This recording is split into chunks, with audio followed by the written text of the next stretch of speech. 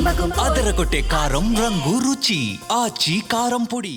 సినీ పరిశ్రమను గత సీఎం జగన్ ఎలా అవమానించారు అన్న విషయంపై ఏపీ అసెంబ్లీలో వచ్చిన ప్రస్తావన కాస్త మెగా నందమూరి ఫ్యాన్ వార్కు దారితీసింది. బాలకృష్ణ ఒక స్టెప్ ముందుకేసి మాట్లాడటం, చిరంజీవి కూడా ఘాటుగానే స్టేట్మెంట్ రిలీజ్ చేయడం, వీటికి తోడు సోషల్ మీడియాలో అభిమానుల వార్. ఈ దుమారం ఎక్కడికో వెళ్తోంది. పాత పగలన్నీ బయటకొస్తున్నాయి. మేమే తోపు అన్న లెవెల్కు కామెంట్లు వెళ్తున్నాయి. సో చిరంజీవి బాలకృష్ణ మధ్య నివురుగప్పిన నిప్పు ఇప్పుడు మరోసారి బయటకొచ్చిందా? చిరు అమెరికా నుంచి వచ్చాక ఇది ఎక్కడి వరకు దారి తీస్తుందన్న హై టెన్షన్ పెరుగుతోంది. చిరంజీవి బాలకృష్ణ ఎపిసోడ్లో ఏం జరిగిందో ఒక్క మాటలో చూద్దాం. గత సీఎం జగన్ ను చిరంజీవి గట్టిగా అడగడం వల్లే భేటీ అయ్యారన్నది అబద్ధం. అక్కడ ఎవరూ గట్టిగా అడగలేదు. జగన్ దగ్గర చిరంజీవికే అవమానం జరిగింది. పైగా కూటమి ప్రభుత్వం ఎఫ్డీసీ లిస్టులో తన పేరు 9వ నంబర్గా వేసి అవమానించారన్నారు.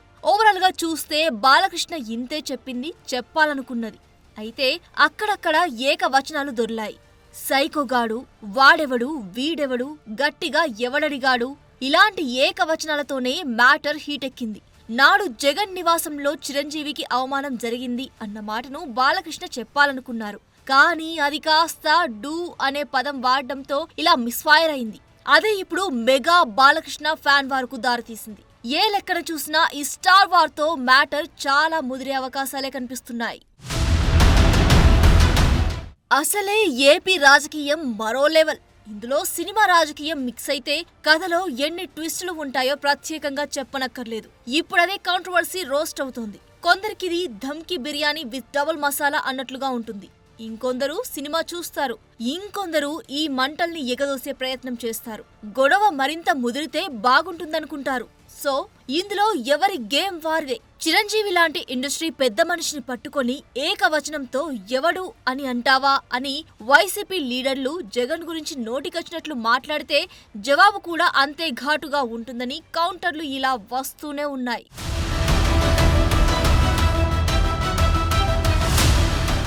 చిరంజీవికి నాడు జగన్ నివాసంలో జరగని అంశంలో అసెంబ్లీలో గొప్పగా చెబుతున్నారని, కానీ తనను మాత్రం ఎఫ్డీసీ లిస్టు తయారీ విషయంలో 9వ పేరుగా పెట్టి అవమానించారని బాలకృష్ణ ఫీల్ అయ్యారు. సినిమాటోగ్రఫీ శాఖ జనసేన వద్ద ఉంది. ఆ శాఖ మంత్రి కంద్ర దుర్గేష్, పార్టీ పవన్ కళ్యాణ్ది. ఈ రెండు పార్టీలు కూటమి ప్రభుత్వంలో ఉన్నాయి. అయితే బాలకృష్ణను ఇలా 9వ పేరుగా పెట్టి అవమానించారన్న విషయం ఇప్పటి వరకు బయటకు రాలేదు. బాలకృష్ణ మాట్లాడితే గానీ తెలియలేదు. వెంటనే 9వ నెంబర్లో తన పేరు పెట్టిన వాడెవడు అని కందుల దుర్గేష్ కు ఫోన్ చేసి అడిగానని కూడా చెప్పుకున్నారు బాలయ్య.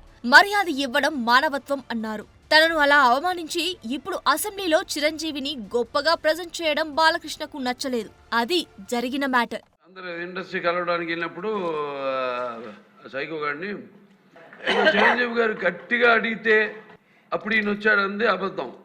గట్టిగా ఎవడు అడగలేదు. అక్కడ మీరు అన్నారు ఇందాక ఏదో గట్టిగా అడిగితే ఈయన వచ్చాడు మళ్ళీ కలవడానికి, లేకపోతే ఏదో సినిమాటోగ్రఫీ మినిస్టర్ కలవమన్నారు అని అడిగినా అండి. అవి మిగతా ఓకే, అవమానించడం ఆయన ఓకే, ఏదో ఆయన పెద్ద గట్టిగా చెప్తే ఆయన దిగి వచ్చాడంట కలవడానికి, లేకపోతే సినిమాటోగ్రఫీ మినిస్టర్ కలవమన్నారంట. మనం కూడా నాకు ఇన్విటేషన్ వచ్చింది ఇక్కడ ఫిల్మ్ డెవలప్మెంట్ ఒక లిస్ట్ తయారు చేయమని. నాది 9వ పేరు వేశారు. అది ఎవరో ఈయన నేను అడిగాను కూడా, దుర్గేష్ గారిని కూడా అడిగాను, గౌరవ సినిమాటోగ్రఫీ మంత్రి కూడా అడిగాను, ఎవడో అడిగేసిందని. వైసీపీ హయాంలో శాంతి భద్రతల్ని, ప్రజల హక్కుల్ని ఎలా కాల్ రాశారో, అప్పటి విపక్ష నాయకుల్ని అక్రమ అరెస్టులతో ఎలా వేధించారన్న విషయాలపై ఎమ్మెల్యే కామినేని అసెంబ్లీలో వివరించే ప్రయత్నం చేస్తూ సినిమా నటులకు జరిగిన అవమానాన్ని ప్రస్తావించారు. అందరినీ వాహనాలు దిగి నడిపించడం, పోసాని లాంటి వాళ్లను చర్చలో కూర్చోబెట్టడం, ఇలా షాక్ల మీద షాక్లు జగన్ ఇచ్చారని మాట్లాడారు. చిరంజీవి గట్టిగా అడిగేసరికి జగనే స్వయంగా మీటింగ్ కు హాజరయ్యానడంతో బాలకృష్ణకు కోపం రావడం, వీటిపై చిరంజీవి రియాక్ట్ కావడం, అటు వైసీపీ లీడర్లు ఫైర్ అవ్వడం, ఇవన్నీ జరిగాయి. ఫస్ట్ షాక్ గేట్ దగ్గర కారు ఆపేశారు, అందరూ దిగి నమ్మన్నారన్నారు. అదేంటి అనుకుని వెళ్ళారు లోన. సెకండ్ షాక్ ఇంత పెద్దాన్ని పిలిచి ముందు పోసాని మురళీకృష్ణ ఇట్టంటాను కూర్చోబెట్టి అనుకున్నారు. మూడో షాక్ సీఎం గారు మిమ్మల్ని కలవట్లేదు, సినిమాటోగ్రఫీ మంత్రి వచ్చి మీకు చెప్తారన్నారు. అప్పుడు చిరంజీవి గారు కొంచెం గట్టిగానే ఏంటి మీరు పిలిస్తే మేము వీళ్ళందరినీ తీసుకొస్తే ఆయన రానంటారంటే వచ్చారు. వస్తే ఆయన మంచిగా పెద్దగా ఆయన ఒక రిక్వెస్ట్ చేస్తే, ఒక నిమిషం మీరు తండ్రి లాంటి వాళ్ళు సినిమా ఇండస్ట్రీని జాగ్రత్తగా చూసుకోవాలి, అది బయటికి రిలీజ్ చేసి ఎంత అవమానం చేశారండి. ఇంతకన్నా సాడిస్ట్ మెంటాలిటీకి ఇంకేం ఎగ్జాంపుల్ కావాలి? వాళ్ళని అవమానం చేయాలా? మొత్తం ఎపిసోడ్లో అమెరికాలో ఉన్న చిరంజీవి వెంటనే స్టేట్మెంట్ రిలీజ్ చేశారు. దర్శక నిర్మాతల కోరిక మేరకే జగన్ను కలిశామని, వారు కూడా సాదరంగా ఆహ్వానించారన్నారు. పైగా బాలకృష్ణకు ఫోన్లో సంప్రదిస్తే అందుబాటులోకి అస్సలు రాలేదన్నారు. తాను ఆ రోజు చొరవ తీసుకోవడంతోనే అప్పట్లో ప్రభుత్వం సినిమా టికెట్ల ధరలు పెంచేందుకు అంగీకరించిందని, ఆ నిర్ణయం సినీ పరిశ్రమకు ఎంతో కొంత మేలు చేసిందన్నారు. వీరసింహారెడ్డి సినిమాకైనా, వాల్తేరు వీరయ్య సినిమాకైనా టికెట్ల ధరలు పెరగడానికి కారణమైందని గుర్తు చేస్తూ, తాను సీఎంతోనైనా సామాన్యుడితోనైనా గౌరవం ఇచ్చి పుచ్చుకునే విధానంలోనే మాట్లాడతానంటూ స్టేట్మెంట్ రిలీజ్ చేసి బాలకృష్ణకు గట్టిగా ఘాటుగానే కౌంటర్ ఇచ్చారు.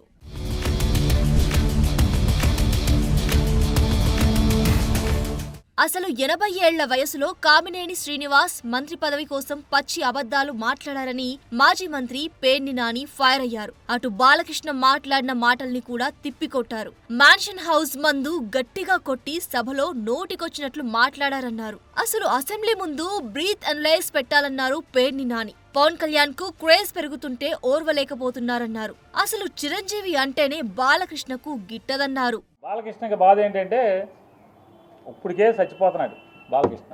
పవన్ కళ్యాణ్ ఉప ముఖ్యమంత్రిగా హెలికాప్టర్లో విమానాల్లో తిరుగుతాం, వాళ్ళ బావ వంగి నమస్కారాలు పెడతాం, ముఖ్యమంత్రితో సమానంగా జామర్లు ఉన్న కారు, ముందొక 3 పోలీస్ కార్లు, వెనక ఒక 10 పోలీస్ కార్లు. అసలు మామూలుగా పవన్ కళ్యాణ్ కారు దిగంగానే వాళ్ళ బావ కన్నా ఎక్కువగా ఓ 25 మంది పోలీసులు చుట్టూ సఫారీలు వేసుకుని తుపాకులు ఇచ్చుకుని ఓ 25 మంది పోలీసులు. కొత్తలాడిపోతున్నట్టున్నాడు మనోడు. మామూలుగా ఉడుకుతున్న అన్నానికి అడుగుని చెగలేపితే మామూలు పొంగు వచ్చినట్టుగా. సో ఇలా కథ చాలా మలుపులే తిరుగుతోంది. ఇది ఆరంభం మాత్రమే అంటున్నారు. రాబోయే రోజుల్లో మరిన్ని ట్విస్టులు ఉండడం ఖాయంగానే కనిపిస్తోంది. తాజా ఎపిసోడ్తో గౌరవం ఇచ్చిపుచ్చుకుంటానని చెప్పడం ద్వారా తనను వైఎస్ జగన్ అవమానించలేదని చిరంజీవి స్పష్టం చేసినట్లయింది. అంతేకాదు, నాడు తన ఆధ్వర్యంలో జరిపిన చర్చల ఫలితంగానే సినిమా టికెట్ల ధరలు పెరిగాయని చిరంజీవి గుర్తు చేశారు.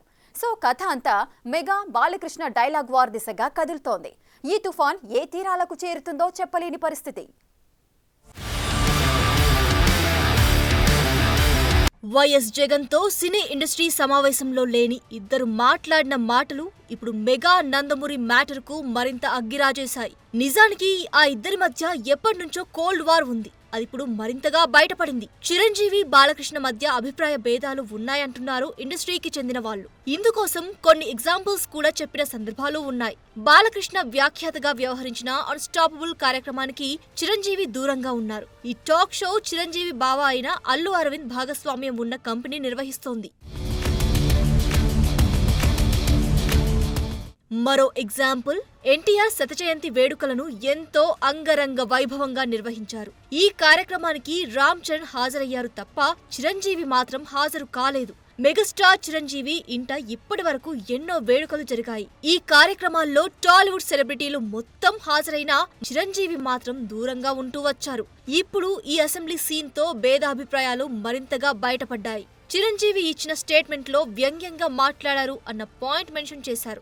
మిగతావంతా జాగ్రత్తగా డీల్ చేశారు. సో ఏకవచనంతో మాట్లాడడంతో ఖచ్చితంగా నొచ్చుకునే ఉండొచ్చు. దీన్ని మరింత రచ్చ చేయడం ఇష్టం లేక స్టేట్మెంట్ తో సరిపెట్టారా, లేక అమెరికా నుంచి వచ్చాక చిరంజీవి నుంచి ఏమైనా సంచలనాలు ఉంటాయా అన్నది తేలాల్సిన విషయం. ప్రజలు కూడా దాన్నే చూస్తారు. సో ఎవరి తప్పు, గుడ్డు ముందా కోడి ముందా అన్నట్టుంటుంది, విత్తు ముందా చెట్టు ముందా. సో అందువల్ల రాజకీయ నాయకులు, మీడియా, సమాజము ఇలాంటి అభ్యంతరకరమైన వ్యాఖ్యలకు విలువిస్తున్నంత కాలం ఇలాగే నడుస్తుంది. అయితే నెక్స్ట్ క్వశ్చన్ వస్తే మరి చట్టసభలో మాట్లాడవచ్చు. చట్టసభలో కొంత శాంక్టిటీ ఉంటుంది, ఎందుకంటే చట్టసభలో కొంత ప్రొటెక్షన్ కూడా ఉంటుంది. ఇప్పుడు ఈవెన్ ఇప్పుడు బయట మాట్లాడడం కేసులు వేయచ్చు, శాసనసభలో మాట్లాడడం కేసు కూడా వేయరాదు, ఎందుకంటే శాసనసభ ప్రివిలేజెస్ ఉంటాయి. బాలకృష్ణ బయట ఎక్కడో ఈ మాటలు మాట్లాడి ఉంటే ఇంతగా సీన్ ఘాటెక్కి ఉండకపోయేదంటున్నారు.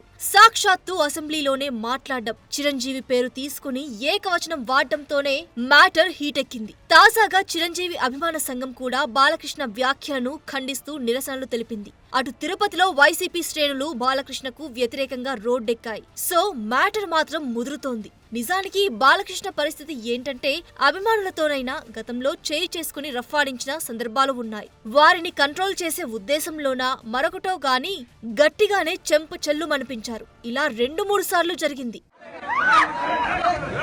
చిరంజీవి జగన్ మీటింగ్ గురించి ఇంతలా మాట్లాడిన బాలకృష్ణ నాటి సీఎం జగన్ అపాయింట్మెంట్ కోసం ప్రయత్నించారని మాజీ మంత్రి పేర్ని నాని అన్నారు. అఖండ సినిమా కోసం కలవాలనుకోలేదా అని క్వశ్చన్ చేశారు. ఈ విషయాన్ని బాలకృష్ణ ఒట్టేసి చెబుతారా అని సవాల్ చేశారు. ఈ మొత్తం ఎపిసోడ్ లో ఇదో కొత్త మ్యాటర్. అసలు జగన్ తో మీటింగ్ కోసం వెళ్లేందుకు ఫోన్ లో అందుబాటులోకి రాని బాలకృష్ణ అఖండ కోసం లైన్ లోకి వచ్చారన్న విషయాన్ని హైలైట్ చేశారు. సాక్షాత్తు బాలకృష్ణ నాతో ఫోన్లో మాట్లాడాడు. నన్ను అడిగావు బాలకృష్ణ, నన్ను అడిగావు ఫోన్ చేసి, జగన్మోహన్ రెడ్డి గారితో అపాయింట్మెంట్ ఇచ్చు నేను వచ్చి కలుస్తానని చెప్పని. అఖండ సినిమా కోసం మిరియాల రవీందర్ రెడ్డి ఆయన ఎవరో ఉన్నాడు, నా దగ్గరికి వచ్చాడు. నన్ను అడిగి 10 మందితో మాట్లాడించి అపాయింట్మెంట్ తీసుకుని నా దగ్గరికి వచ్చాడు. సార్ మా హీరో గారు మాట్లాడుతా అంటున్నారు, కొద్దిగా మాట్లాడండి సార్ అన్నాడు. మీకు అభ్యంతరం అన్న? నాకే అభ్యంతరం లేదు, మాట్లాడండి, నేను మంత్రిని, మాట్లాడాలి, బాధ్యత, మాట్లాడించండి అని. మాట్లాడావు. జగన్మోహన్ రెడ్డి గారు ఎట్టా ప్రవర్తించాడు నేను వెళ్ళి అడిగితే, సార్ బాలకృష్ణ ఫోన్ చేశాడు సార్, వస్తాడంటే మిమ్మల్ని కలుస్తా అంటే కొద్దిగా అపాయింట్మెంట్ ఇవ్వండి అని అడిగాను. ఏ బాలకృష్ణ? చంద్రబాబు నాయుడు బామ్మర్దే. అవునండి, ఆయన బామ్మర్దే. మన దగ్గరికి ఎందుకు, ఏం పని ఏంటి అంటాను. అఖండ సినిమాకి లీనియంట్గా ఉండాలంట, వాళ్ళు బ్లాక్లో అమ్ముకుంటారు, టికెట్లు ఎక్కువ షోలు వేసుకుంటారు, బాగా సినిమాకి ఎక్కువ ఖర్చు అయిందంట, కాబట్టి చూడండి పొమ్మని అడుగుతున్నాడండి. సరే ఏదో మాట్లాడే సార్, వాళ్ళకి సాయం కావాలంటే చేసి పెట్టని చెప్పి అంత హుందాగా ప్రవర్తించినటువంటి జగన్మోహన్ రెడ్డి గారి గురించి మాట్లాడే భాష. గతంలోనూ కేసీఆర్ ప్రభుత్వ హయాంలో సినీ ఇండస్ట్రీ పెద్దలు, నాటి సినిమాటోగ్రఫీ మంత్రి తలసానితో భేటీ సందర్భంగా కూడా బాలకృష్ణ ఇలాంటి వ్యాఖ్యలే చేశారు. వాళ్ళు నాకు ఫోన్ చేశారా? చేయలేదు. వాళ్ళు రియల్ ఎస్టేట్ వ్యాపారాల గురించి చర్చించుకుంటున్నారు, తనను సమావేశానికి పిలవలేదని మాట్లాడారు. అప్పుడు నాగబాబు ఘాటుగానే రియాక్ట్ అయ్యారు. నోటికి ఏది వస్తే అది మాట్లాడడం సరికాదంటూ వీడియో రిలీజ్ చేశారు.